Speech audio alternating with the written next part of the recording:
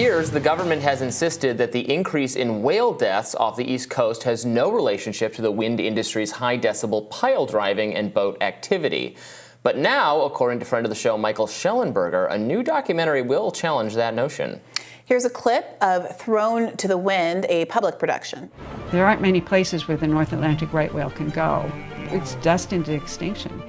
It sounds like they're like it's like pile driving. This is what the whale is experiencing and nothing on pile. What the United States is looking at is thousands of wind turbines in an area that our whales, our dolphins, our marine life, where they live, where they migrate, where they breed.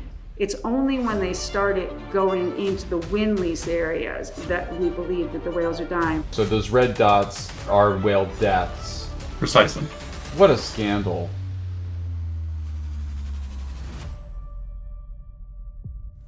Here to delve more into this issue is investigative journalist Michael Shellenberger, who helped research and produce this documentary that is being released today. Welcome, Michael.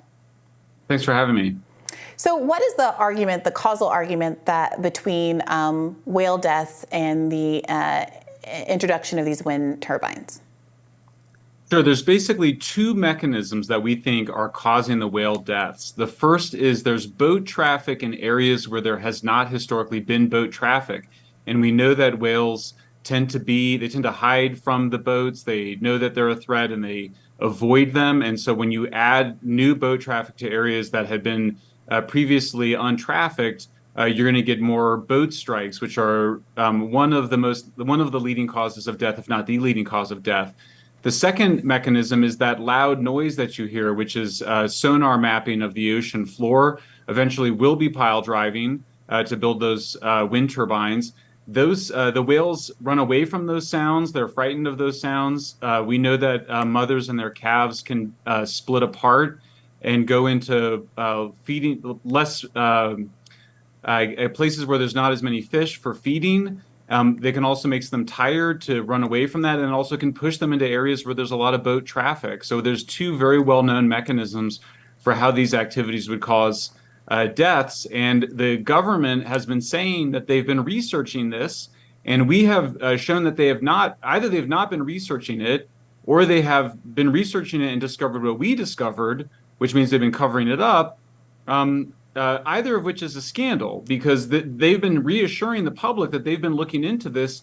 We go out on the first boat trip out with an acoustic specialist, and he drops the hydrophone, which is the underwater microphone, into the water, and they discover these unbelievably loud levels, high decibel sounds for sonar tracking. So I think it's a major environmental scandal. I think it's the biggest environmental scandal I've ever worked on in 30 years of environmental advocacy. We are already talking to members of Congress about hearings on this. We need subpoena powers. I believe that both NOAA and BOEM, the two main federal organizations that are responsible for protecting these amazing mammals, of which there's only 340 individuals left, that these agencies have violated their public trust. They have not done what they're supposed to be doing. And I don't trust them, and I don't think members of Congress should trust them. I think the public should not trust them. We need a proper investigation to get to the bottom of what's going on. Can you tell us more about how the wind energy industry and the oversight, the governmental institutions have responded to the claims you make in this documentary? They have not responded. They have not responded yet. We are going to take our findings to them with members of Congress, because I absolutely do not trust these agencies. We talked to scientists in these agencies who have been raising the alarm. I should point out that last year, a senior scientist with the National Oceanic and Atmospheric Administration, which is called NOAA, sent a letter warning that there could be population-wide effects on the North Atlantic right whale, and by which he meant extinction. He was ignored and overruled by his superiors, who are jamming this project forward. Similarly, all of the major environmental groups sent a letter 2 years ago raising the exact same concerns, and they were overridden by their bosses, who are dead set on having these huge industrial wind projects off the eastern shore. So we are going to go to them with our data. We have two sets of data. It's the acoustics data, and it's also the boat data, which shows this correlation with the wind deaths. But we're going to do it with members of Congress, because these, in my view, these federal agencies are sources of disinformation and I'm using that very strong word deliberately here. I believe that they're deliberately misleading the public about the risk to these whales. They've overridden what their own scientists have been saying. I frankly think this is a shameful experience. I'm personally, as you can tell, quite outraged by it. I think anybody that cares about these magnificent animals, of which there's only 340 left, should be very concerned about what we document in this film.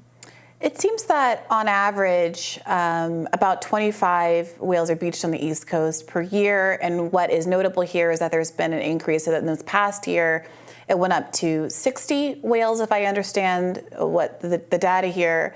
And the allegation is that these the construction of these wind turbines is the correlation here. But my understanding is also that the wind turbines started to be constructed back in 2016, and the spike has only come about this year. So is there any explanation for why there seems to be a gap between the construction of these and the existence of the wind turbines and the spike this year, which does seem to be notable from years past? We actually, in the research we show, and it's in the documentary film, we show that there has been an increase and a strong correlation to those periods of wind industry activity going back to 2017. As you noted, there's been 60 recorded whale deaths, I should say, since December of last year. So obviously the year's not is up yet. So that's over 60 this year, where they call it an unusual mortality event. They raise all sorts of issues.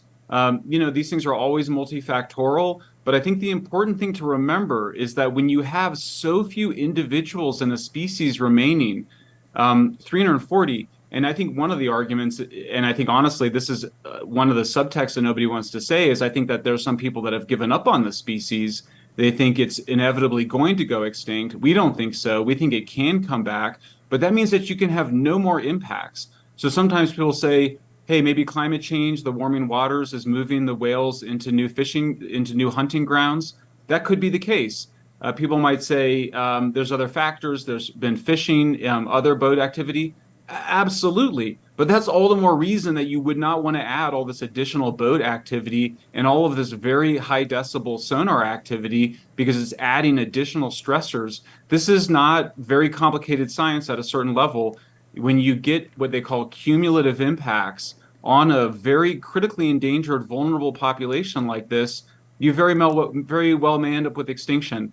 But I'm very confident in this data. We actually have a second research project that's ongoing that correlates this. Honestly, it's outrageous that we've seen that we are able to, that we as kind of amateur researchers, we've got an amazing team, but nonetheless, it's kind of shocking that it had to be turned to citizen scientists and citizen journalists to track this when it's really been the responsibility, and there's been millions of dollars spent on supposedly trying to study whether or not there's a correlation here. But Michael, isn't that part of the issue? If there's multifactorial causes here, and one of the main leading causes of whale death is global warming, particularly with Arctic species that are more affected by these kinds of things. And wind turbines are geared toward addressing exactly that problem, getting us off of the fossil fuels that are causing global warming in the first place. How do you reconcile the obvious broad national global interest in moving away from fossil fuels, including for the sake of animals, but also for human beings, against the impact that they may or may not be having on this particular population of whales? Well, I mean, the first thing is to say that we see a very strong correlation between the industrial wind activity and these whale deaths. So there is definitely a baseline of harm against these whales. There's no doubt about it. That's an argument for no additional harm against the whales, no additional what they call incidental harassments or takes of these whales.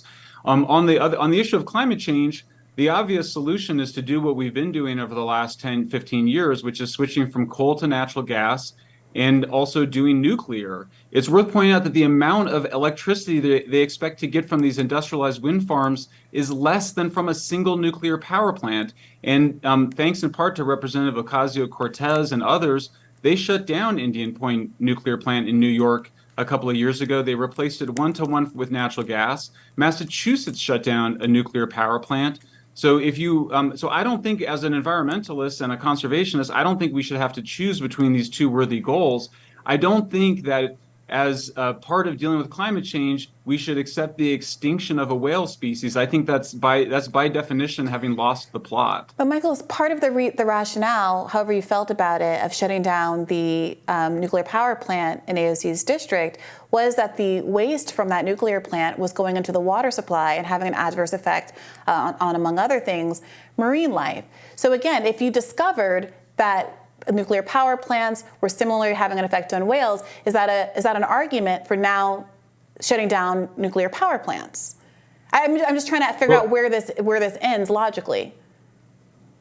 Yeah, I mean, certainly all energy production has side effects, but nuclear waste going into the water is not one of them. That was definitely not happening at Indian Point or any other nuclear plant. It's not that it's nuclear waste. It's that runoff. The warm water that they use to cool the plants, generally speaking, is discharged, causing algae blooms and the oxygen level of the water to increase significantly in a way that throws off the entire ecosystem. Yeah, that is not what happened. It did not have anything like ecosystem effects of what you're describing. In many nuclear plants around the world, the very slightly warmer water that comes out of the plant attracts marine life. It actually attracts manatees in Florida. It actually attracts sea lions and seals in California. But in any event, that slightly warmer water is very easy to mitigate. It is by no means reason to shut down those plants. It is not toxic at all. The algae blooms, my understanding is that for the most part, those algae blooms have been a result of lack of proper sewage treatment, not the nuclear power plant. So I agree there's trade-offs, but in this case, I think it's a pretty, from an environmental point of view, a pretty easy decision to keep your nuclear plants operating. Last question for you. So I'm probably coming at this from a different angle than Brianna. I would like to protect endangered species of whales. I'm probably willing to do that up to a point. Obviously, Earth has had a lot of species, right, that no longer exist, that went the way of the dinosaur for reasons that have sometimes nothing to do with human involvement. I don't know. I certainly wouldn't agree that like a certain state of the way things were on the planet should be conserved no matter the cost, like on a philosophical level. I wouldn't support that. I want to protect the species to the extent it's possible and is not an inordinate waste of our own resources, but past a certain point, I would be okay with it. So, what is, I guess, from a big picture standpoint, what is the argument that we should, handicap our ability to use different energy sources or cleaner energy sources or cheaper energy sources out of a concern for what is a couple hundred members of a species, not a species I want to suffer or want gotten rid of, but there's reasonable, and then does it go past a point where it's like, okay, you're a panda, you're not breeding, we can only do so much. Yeah, for sure. I mean, I think there's definitely been an argument within the environmental movement over whether or not these species are priceless and really no price is too high in order to conserve them. There's other people that try to do a cost-benefit analysis. But I think it's important to remember, Robbie, that in this case, the cost of these industrialized wind projects is being supported by the American taxpayer. We're paying around a third of the cost of subsidizing these industrial wind turbines. They are not financially viable to be built without the subsidy. As Warren Buffett famously said, that's the whole point, is to get the subsidy. So without subsidies, there would be no industrial wind farm. Without basically them repressing the best available science, they would not be able to build this project. And you're right. I mean, there's definitely some background extinction of species. I myself have criticized the idea that we're in a mass extinction. We're not. At the same time, I think that most people have an emotional reaction to these whales because they are such magnificent, ancient, large mammals. They have behaviors that we, I think, find very sympathetic and are marvels to see. I don't think I can make a rational argument, actually, for saving whales. I just think, Robbie, you and I will just have to go out in the water and look at some of them, and usually that has enough of an impact to get people to want to save them. Well, it's also worth noting, we should just say that the stated rationale, there was a negotiated decommissioning of the Indian Point plant that they agreed to. The concern specifically were the placement of the plant next to so much densely populated area. Specifically, there had been an alarming incident one after another, including missing and damaged bolts on the structures in both reactors that surround and are critical to cooling nuclear fuel. A May 2015 transformer fire sent thousands of gallons of oil into the Hudson River. Radioactive spills and releases into the Hudson River and groundwater, failed accident drills, and inadequate disaster planning. The fact that the unit was within a mile of a significant seismic zone was also one of the reasons that led to decommissioning that plant, while another plant was open. So I'm not in no way against nuclear power, but there were specific public health and environmental reasons that plant was shut down. And I think that people are going to have to reconcile whether or not the cost benefit of various forms of new energy are worth it. The whales could be infected by a lot of these different kinds of things. So thank you so much for bringing this story to us, Michael. Thanks for having me, guys. More Rising after this.